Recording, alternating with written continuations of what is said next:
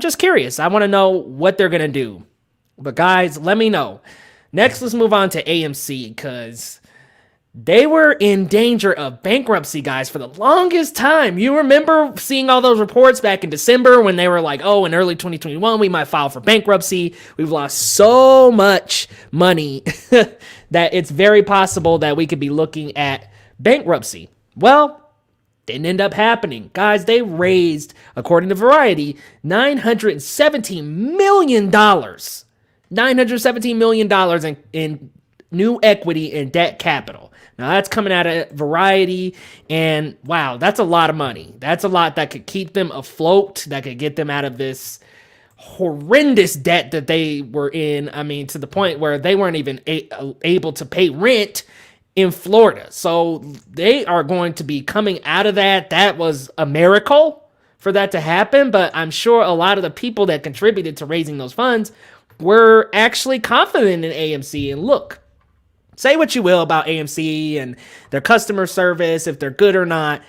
They've been around for so long that it would be worth it for any investor to just help them dig out of this hole, because they're, besides Regal, and you guys let me know, I mean, Cineplex isn't that under Regal? I don't really know outside of the US, but I just know Regal Cinemas and AMC, they're like the two giants here in the US. So it's like Cinemark, yeah, you got Cinemark too, but it's like, besides those like three giants, you kind of got the smaller theaters. Like, it was worth it for that to raise those funds and to bring it back. And I'm glad to see AMC not dissolving, because personally, and you all let me know down in the comments, personally, I haven't actually had a bad experience in AMC. I haven't really stepped into an AMC where they've refused to refund a ticket for some reason or have been rude to me. Or honestly, I've always had a pleasant experience at AMC. The tickets are a little pricey, but it's worth the sacrifice, in my opinion, to see Godzilla vs. Kong in IMAX. Now, I know we're all looking forward to Godzilla vs. Kong, Team Godzilla, by the way, but it's worth it. It's so worth the ticket price.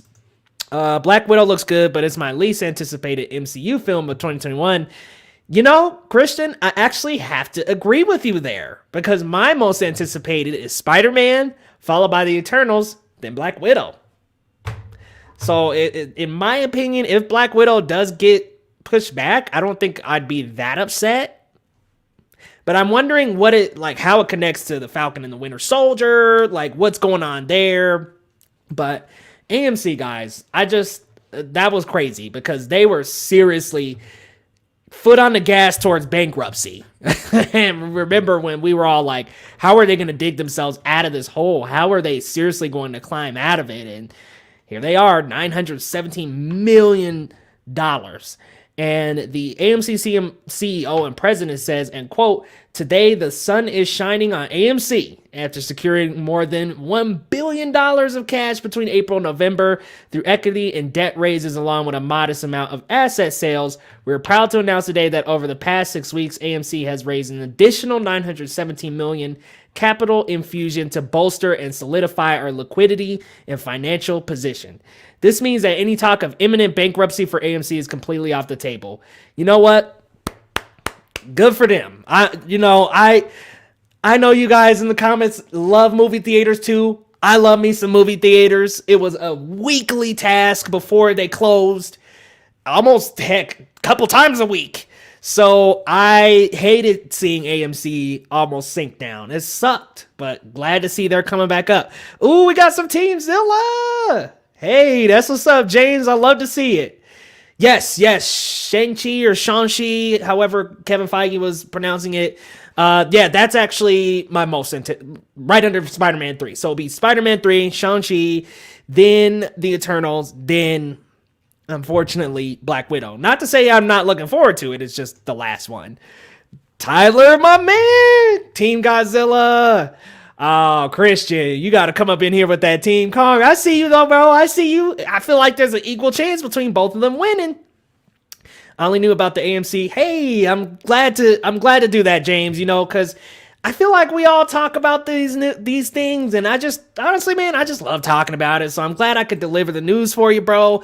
It's cool to see that AMC is getting back in the game, though, and I hope they could just stay afloat. Like, let's just cross our fingers that nothing else goes wrong. Hopefully they can start phasing back open safely, albeit, but they can possibly start phasing back open in the summer, late fall. But guys, let's move into our last topic of the night. These movie delays. Which movie will be delayed next? I mean, seriously, we had Bond get moved back to October 2021.